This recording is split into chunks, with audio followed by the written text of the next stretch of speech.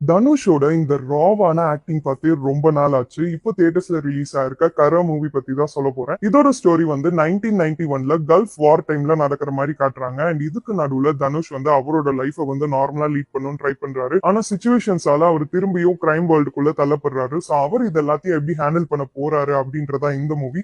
இந்த படத்துல தனுஷ் வந்து ஒரு திருடனா போர்ட்ரே பண்ணியிருக்காரு. ஒரு டார்க்கான ஷேட்ல வந்து பெர்ஃபார்ம் பண்ணியிருக்காரு. அண்ட் இந்த கேரக்டர்ல வந்து ஃபுல்லா வந்து இம்மர்ஸ் ஆயிருக்காரு. டைலாக்ஸே இல்லாம வெறும் கண்ணுலயே வந்து நிறைய எமோஷன்ஸ் வந்து கன்வே பண்ணியிருக்காரு. எமோஷனல் சீனா இருக்கட்டும், இன்டென்ஸான சீனா இருக்கட்டும், எஃபர்ட்லெஸ்ஸா பெர்ஃபார்ம் பண்ணிட்டு போயிட்டே இருந்தாரு. மூவி வந்து ஒரு ஹைஸ்டோட தான் ஸ்டார்ட் ஆகுது. அதுக்கப்புறம் ஒரு father and son emotional connect வந்து கொடுக்குறாங்க. செகண்ட் ஹாஃப்ல ஃபுல் ஆன் ஸ்பீட்ல வந்து டேக் ஆஃப் ஆகுது. அடுத்து என்ன நடக்கும் அப்படின்ற அந்த கான்ஸ்டன்ட் ஃபீலோட நிறைய சீட்டேஜ் மொமெண்ட்ஸ்ல வச்சிருக்காங்க. மேக்கிங் பத்தி சொல்லணும்னா ரொம்ப ராவாவும் கிரவுண்டடாவும் வந்து பண்ணியிருந்தாங்க. ஓவரா பில்டப் இல்லாம ஒரு ரியலிஸ்டிக் டோனை வந்து மூவி ஃபுல்லா கேரி பண்ணியிருக்காங்க. எஸ்பெஷலி அந்த ஹை சீன்ஸ்ல எல்லாம் சினிமாட்டோகிராஃபி சூப்பரா பண்ணியிருந்தாங்க. அண்ட் படத்தோட பெரிய ஹைலைட்டே ஜிவி பிரகாஷோட மியூசிக் தான். அந்த ஹை சீன்ஸ்ல வர பிஜிஎம் எல்லாமே சூப்பரா டென்ஷனை பில்டப் பண்ணி பீக்குக்கு வந்து கொண்டு போச்சு. ஸோ ஓவரால் இது ஒரு சூப்பரான ஹை த்ரில்லர் மூவி. அண்ட் கடைசியில ஒரு நல்ல மெசேஜும் கொடுத்திருக்காங்க.